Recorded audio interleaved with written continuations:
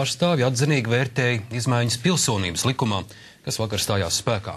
Tās tagad ļauj iegūt dubult pilsonību. Tomēr neizpalika arī kritika, piemēram, par nepietiekamo finansējumu latviešu skolām un sabiedriskajām organizācijām ārvalstīs. Pasaules Brīvo Latviešu apvienības pārstāvi gandarīti par nulli pieņemto dubultpilsonības likumu.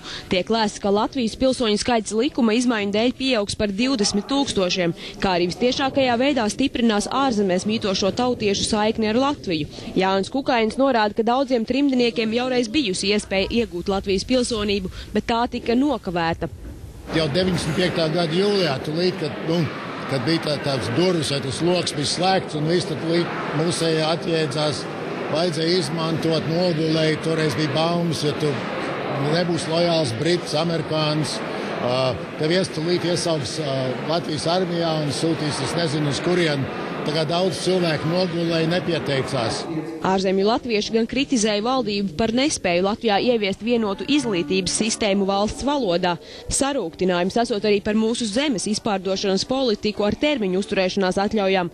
Vēl ārzemju latvieši uzskata, ka ārvalstīs reģistrētām biedrībām un organizācijām jāļauj kandidēt uz Latvijas valsts budžeta līdzekļiem un to sadalē jābūt līdzsvarotai. Bet aizsardzības ministrs Artis Pabriks savā runā uzsvēra, ka gan Latvijas, gan ārzemju latviešu vidū nepieciešama lielāka sabiedriskā aktivitāte.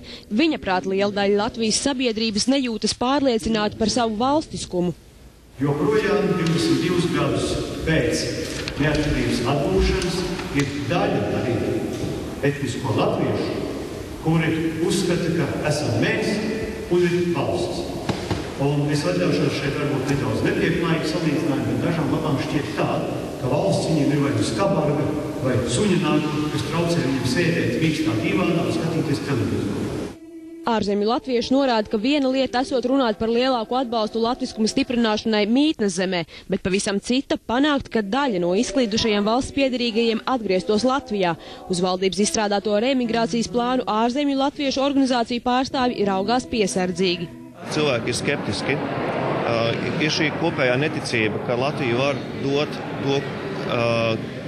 risināt tās problēmas, kāpēc viņi ir aizbraukuši no Latvijas. Un šajā ziņā, protams, būs nepieciešams izskaidrojošs darbs, ko īsti šis plāns var dot. Un arī būtiski atzīmēt, ka pie šī plāna, lai viņš darbotos, pie viņa valdībā būs jāatgriežas katru gadu un jāpapildina ar vien jauniem un jauniem pasākumiem. Šis ir tikai pats sākums. Ja šo mazumiņu, kas ir izdarīts, darbs apstāsies, tad varēs uzstīt, ka šis plāns būs neveiksmīgs. Ņemot vērā, ka aizvien daļa no valsts piederīgajiem pamet Latviju labākas dzīves meklējumos, Austers norāda, ka bez ekonomiskās situācijas uzlabošanās cilvēku atgriešanās valstī nav iespējama. Monta Bitiniece, Sergejs Medvedevs, TV3 ziņas. Reformu partijas centieni papildināt valsts budžetu ar īpašu nodaļu